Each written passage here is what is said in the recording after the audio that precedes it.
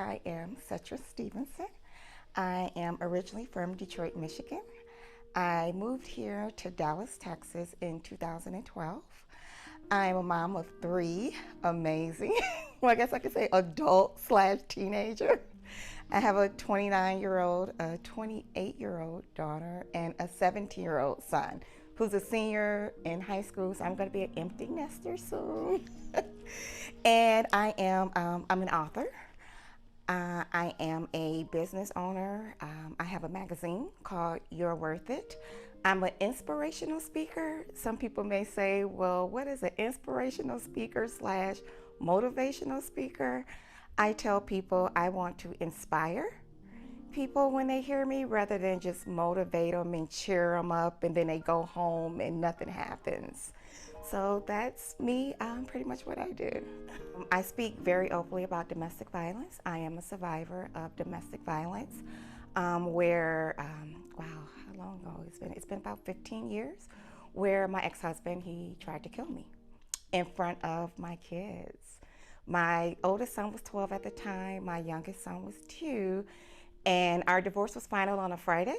On Sunday, he broke into the house and he said, he told the kids, well, I'm gonna kill your mom. You're gonna stand there and watch me kill your mom. So he stabbed me in front of the kids. Luckily, we're all doing great. He was convicted of attempted murder and felonious assault against a minor.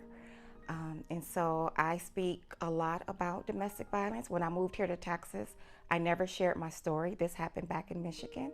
So when I moved here to Texas, I said, I had owned an insurance agency. I was doing fine. Nobody knew me. I was like, okay, nobody would know. And then I saw something on the news where a similar situation almost happened with a wife and her husband. And so God spoke to me and said, tell your story. So I started sharing my story, and that got me into doing speaking. So people started saying, hey, we want you to come and speak for us. I'm also a speaker for the National Coalition Against Domestic Violence. So I'm a huge advocate for domestic violence. I had a t-shirt when I would speak, and it says, I am worth it. And it would just remind me, myself, of what I'm worth. So I call that in uniform. It was my walking affirmation. So whenever I get up to speak, I will tell myself, whatever that it was, I'm worth my peace today. I'm worth joy today. I'm worth love today. Whatever that it was, I said, okay, I just had to remind myself. And then people started asking me, oh, where did you get that shirt? Where did you get that shirt? And so I just started, making the shirt. So all of the shirts that I have, it all speaks around self-worth. I have some that says I'm worth love, I'm worth my peace, I'm worth happiness. So everything I do is centers around self-worth. My hair started thinning like in my 30s, early 30s. It was just something like at the top. It was thinning. Now I'm going back to the incident that happened with me and my ex-husband. I had just got my hair done. I had a ponytail. It was up. It was, in Detroit, they spritz it, they grease it, they gel it, they do all kind of stuff to it. So I had just got my hair done. And I got it done, I think that Friday or Saturday. And so the altercation between me and my ex-husband, he pulled my ponytail out, like straight out of my head. So when I went to the doctor, I had to get staples in my head. But my hair was already thinning, but now, okay, that's even more, to it. So I would say maybe like in my 40s, I just really started just losing it all. And I just started shaving my hair and just wearing wigs. So instead of buying like the really expensive wigs, I would just go to the beauty supply store and just switch it up. Just buy a wig, buy another wig. And it was almost embarrassing in a way. My kids never saw me without a wig. So I always wear wigs. Even to this day, no one's ever seen my head because it's gone. All the hair is gone. It's still hard for me in a way, because I look at people and I'm like, oh, they have their hair. I remember my hair was full and thick, and so sometimes when I do wear wigs, I just be like, oh gosh, I gotta wear a wig. And then I wear a lot of wigs with bangs because my forehead. So it was hard for me to get used to it, but I knew I didn't have a choice, either wear a wig or just walk around with a bald head. So I've gotten comfortable with it. I've been wearing it for years now. So it's just really just trying to switch it up and who I feel like being that day. The problem that I've had as far as finding wigs is I haven't found anywhere I feel comfortable with taking it off my forehead because my hairline is so far down and sometimes my eyebrows connect to my hairline. So just finding, a good wig that's natural looking. Sometimes you get wigs where they're, I guess you could say, wiggy.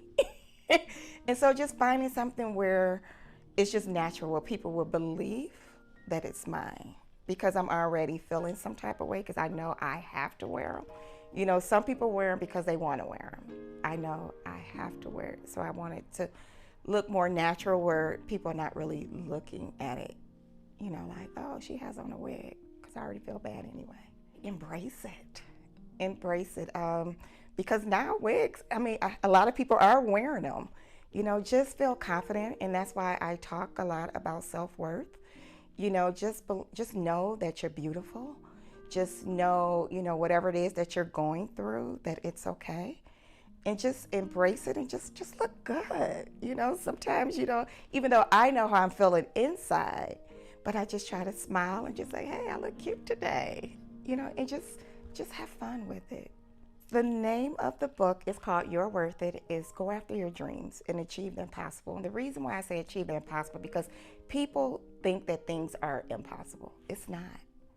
You want to prove people wrong because sometimes people tell you, what you can't do. I remember, going back to my ex-husband telling me, no one will want you. You're ugly. You're this, you're that. You can't do this. And, I had to tell myself, you know what?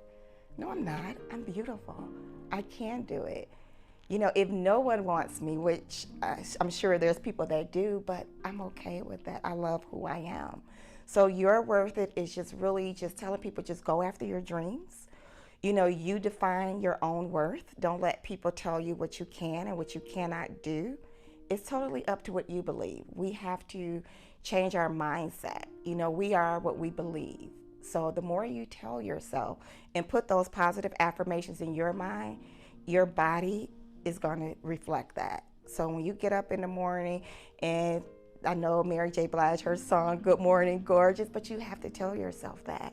And not only tell yourself, but believe it. As I was doing speaking, I was doing the shirts, and then when COVID happened, everything shut down. So now I'm not speaking. I had churches that partnered with me where they would use my shirts for their conferences. So everything for me shut completely down.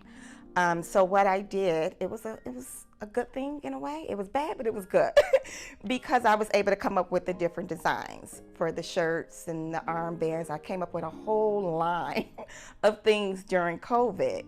And so that's when, I started the shirts. I have one shirt that says, I'm worth my hustle and grind. I am worth it. My life matters. I am worth it. My peace, and then I did the armbands because my students, I used to teach my students, they love wristbands. So I was just like, okay, y'all have all these wristbands on with all these affirmations. So why not get an affirmation that really you can relate to and you can define it? So that's how I started with the wristbands, and it just came into a whole line, and it goes, and it's all online. So the store is online. They will go to IamWorthItStore.com.